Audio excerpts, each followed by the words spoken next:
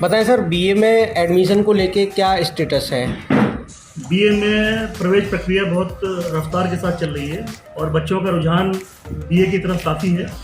लगभग 1250 के आसपास फॉर्म हमें मिले थे, जिसमें हमने पहली लिस्ट अनरिजर्व कैटेगरी की लगा दी है और जिसमें करीब 171 बच्चे टर्न अप हुए। उसके बाद आज कल सेकंड लिस्ट लगा दी गई है, ओबीसी कैटेगरी की फर्स्ट और एससी कैटेगरी की सेकंड।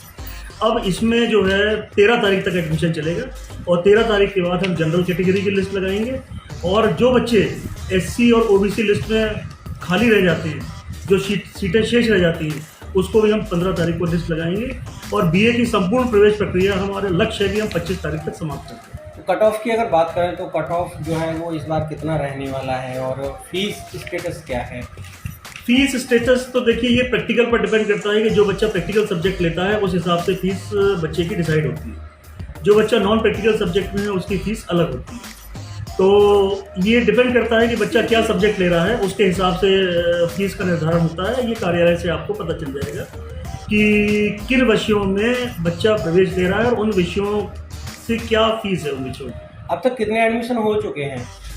171 एडमिशन अनरिजर्व कैटेगरी में हो चुके हैं और आज करीब 96 एडमिशन ओबीसी कैटेगरी में हो गए हैं और लगभग 50 एडमिशन एससी कैटेगरी में हो गए हैं। कितनी सीटें बची हुई हैं और ये प्रक्रिया कब तक चलेगी? टोटल हमारे महाविद्यालय में 640 सीटें बीए में निर्धारित हैं विश्वविद्यालय की तरफ से और संभवतः 25 तारीख से पहले तक संपूर्ण सीटें भर जाएंगी।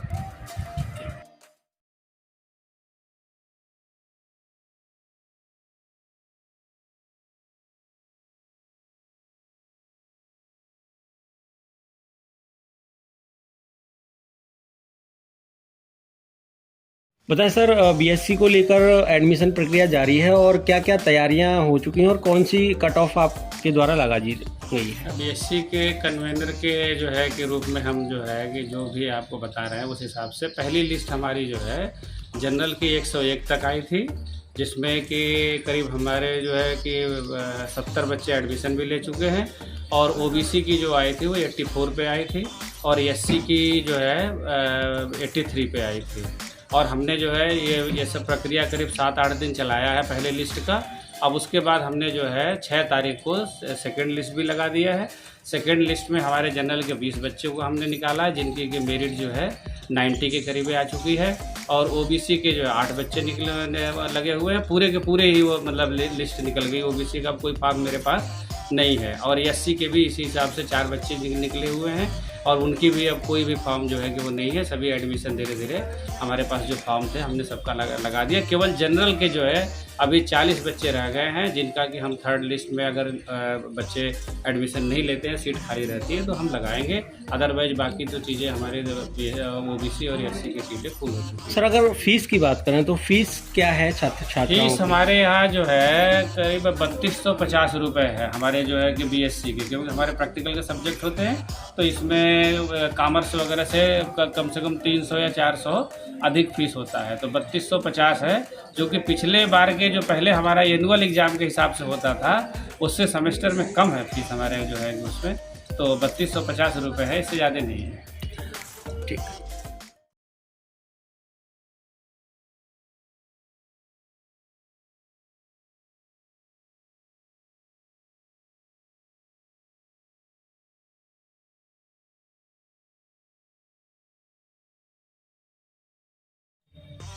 बताएं सर, बीकॉम में जो एडमिशन प्रक्रिया चल रही है उसका अब तक क्या स्टेटस रहा है और लोगों की लगातार क्वेरीज आ रही हैं कि वो जो फ़ीस है वो कितनी है और जो पर्ची होती है फ़ीस की वो किस प्रोसेस के तहत मिलती है? देखिए, हमारा गवर्नमेंट एडेड कॉलेज है और मथुरा में 2 ही कॉलेज ऐसे हैं जिनमें कॉमर्स जो है वो एडेड कॉलेज में है। एक हमारे यहाँ है, एक आईयूपी कॉलेज वृंदावन में है। हमारे यहाँ फ़ीस बहुत कम है। बच्चियों की फ़ीस 2000 के आसपास है और बच्चों की फ़ीस 2200 रुपये के आसपास है। लेकिन यहाँ एडमिशन्स जो हैं वो प्योरली मेरिट के हिसाब से होते हैं।